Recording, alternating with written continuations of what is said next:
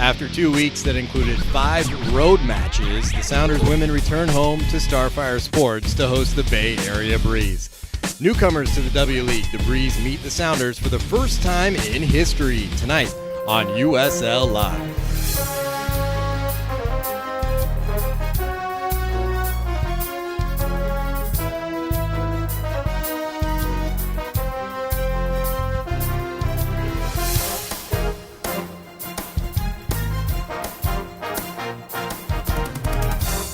Welcome back, everybody, to Starfire Sports. John Billings with you here once again, and man, it seems like forever since not only have we been here, but we've been back in Seattle.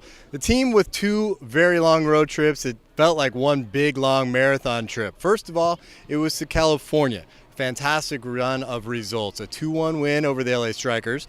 Then back to a 2-1 win once again against Santa Clarita Blue Heat before the team with barely any legs left had to take on the Pali Blues at Pali. Well, a 0-0 result showed that the team was up for the task and battled to the very end to get those points. Then just a couple days at home before the team went back on the road, this time to Denver, Colorado to take on the Rapids and the Rush. 2 more wins means 6 more points, and the Sounders lead the top of the Western Conference standings. Well, for the opposition today, the Bay Area Breeze, it's a professional side within the W League. That's different from most of the other teams that are in this league that have younger college-age talent. These players will be 22 to 26-year-old, that kind of age. A lot of them have played professionally overseas as well as professional leagues right here in the States. So a little bit different kind of opposition. I asked Coach HUBERT BUSBY in the opposition for Bay Area, how does that lineup kind of represent a different type of atmosphere? And then, of course, with Hubie, asked him how happy he was with such great results on the road trips. Well, both both road trips were both grueling, but also very rewarding. At this time of the year, you find a lot about your team. I thought, we handled both, adversity on and off the pitch, conditions, sweltering heat, and altitude. So, again, credit to the players for being that resilient and coming out of there with some positive results. The Bay Area Breeze, a professional team in the W League. That means they're a little older, a little more experienced, and obviously you're going to have some quality players. So if this opposition today is different in any way, how would you describe that? Well, you don't know much about Bay Area, but you look at their roster and they're filled with talented players, and we try to prepare for them the best accordingly. We don't really know much about them, but I think like everything else, every team in this division is very, very tough, and this will pose another solid test for us today. Yeah, the club's obviously trying to run as a professional team, or is running as a professional team in the W League, and so I'm really excited to be able to basically run a full-time program with the club, with the players, and they're responding really well to what we're asking of them, and so really pleased with that. The Western Conference, I think, is a very competitive conference. Some really good teams in it, and it's pretty even. Every team's taking points off each other, so that makes for an exciting competition. You can't. Every game's important, and so you got to be ready for each game. The Seattle Sounders women, and of course the starting lineups brought to you by Ostrom's Mushroom, located in Lacey, Washington, servicing the Northwest, and their vitamin D. Starting lineup, 4-3-3. Erin McNulty in goal. Hannah Brewer on the left. Beth Russell slides in for Bridget Reeder, who's out of town, actually visiting her brother's wedding here this weekend. In the Bay Area Breeze, a professional lineup led by Vicki Linton, the head coach. Goalkeeper is Yana Dimmitt. It'll be a 4-3-3 for the Bay Area Breeze as well. Shayla Mutz on the left, Danielle Johnson and Brittany Galindo, the center back, and Gina Woodward on the right. Corner for the Sounders here tonight will be an outswinger. Usually these are taken by Melissa Busk. She's in the 18, but not starting here tonight. Johnson is there. Ball hit by the Sounders. It was Beth Russell, and they're on the board in the 4th minute. An awkward one. Wasn't even the head, but the Gonzaga graduate got a right boot on it, guided it home, and it just snuck in, even with the Bay Area defender lined up at the back post. The Ryder defending. Not a good ball, but still in the danger area. Good ball into the back post. Frederick was there, found Vega, and she did everything but finish. calming influence for the Sounders team. And just keeps earning more minutes.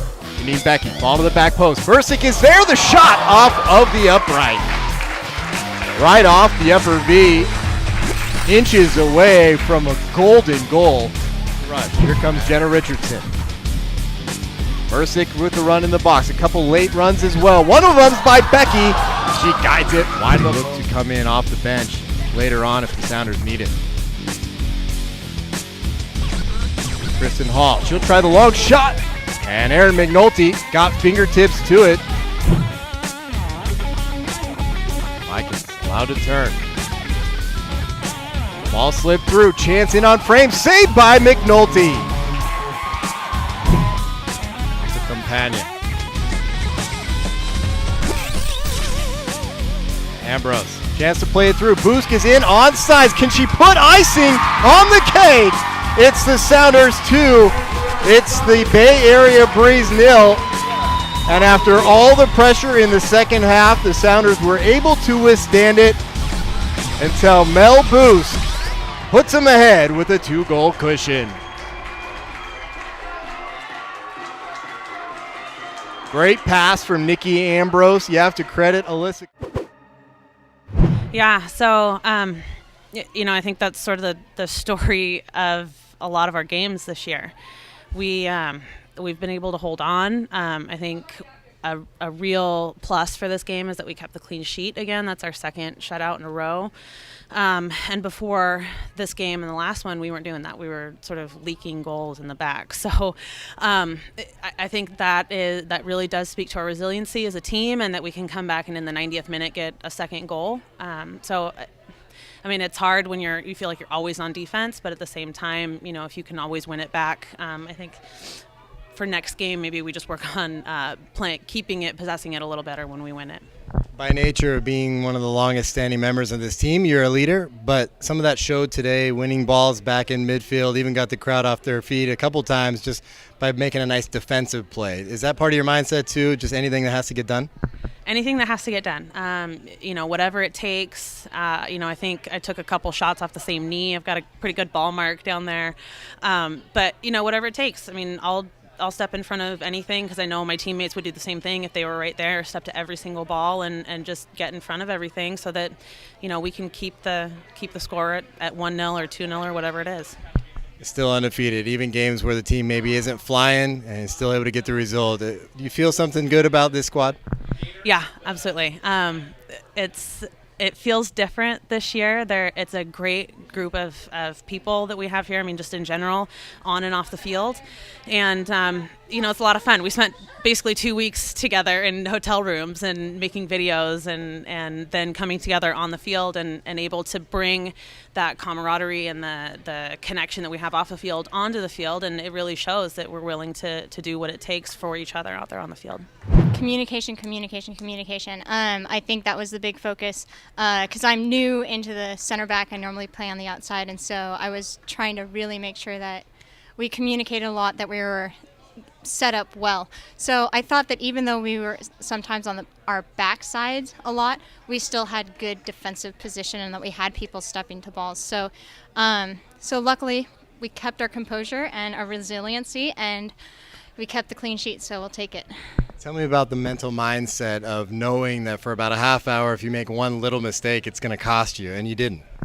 I think we can't really think that way. We have to stay positive, but it's, like I said, playing smart, playing simple. Sometimes we don't quite do that, but, we say, get the next one, pick your heads up, and just keep playing the next play. So. Finally, on to the fun stuff. You get a goal. It's been a long time since you scored for the Sounders, and tell us about it. We were just running one of our plays where it's like we have girls that kind of screen, and I basically almost kind of ran into a girl, and I saw the ball coming, and so I tried to get my hips around it to get a poke on the ball, and I ended up hitting it with my knee and having it ending up going in the goal. So I was very excited and I loved it. Congrats, Thank you. First of all, I was a little surprised at first, but when I got there, everyone was super nice and welcoming, which was great, made it easier for me. I was obviously a little nervous playing for the first time, but overall it was a really great experience. And then take me through what the last couple days has been. Flying from Germany to Seattle and then playing a game, and not only that, but getting a goal to clinch the victory. I mean, it was a long flight. I think it was like 14 hours, but this morning I woke up and I just wanted to play. Yeah. My legs are not that tired, but I just wanted to play. So I'm glad I got to play 45 minutes today. And then get the goal to put the cherry on the icing and on the cake on the ice cream. Well, the pass was perfect, so it was a team effort. It was great. Well, nice to hear from Melissa Busk after going to the Canadian national team, playing in Germany. Fantastic experience from her, but gosh, what does it say about a player like that to fly from Germany to Seattle and wake up in the morning and say, hey, I want to play. That's who she is. Sounders with a big-time victory tonight. You're not going to always play beautiful soccer. You're always going to just cruise to victories. Sometimes you got to really work for it, and they did here. 2-0. Maybe not indicative of how difficult the game was, and you have to credit Bay Area for making things really tough here at Starfire. All that aside, 20 points as the Sounders stay atop the Western Conference table and look to stick in that first position, which would mean they'll host the game right here at Starfire in the Western Conference playoffs. But still, hey, a lot left to do. Sunday, right back here for a 3 p.m. kick at Starfire against the Pally Blues. First for second place. Sounders just 1 point up. Now they have one extra game that they've played. Will give them 4 points as the lead over Pally, but that margin is so very thin. So hopefully we'll see you here supporting for the Sounders on Sunday. And we'll certainly be right back here with you once again on USL Live and SoundersWomen.com. For all the crew here at Starfire and myself, John Billings, thanks for watching. We'll see you next time.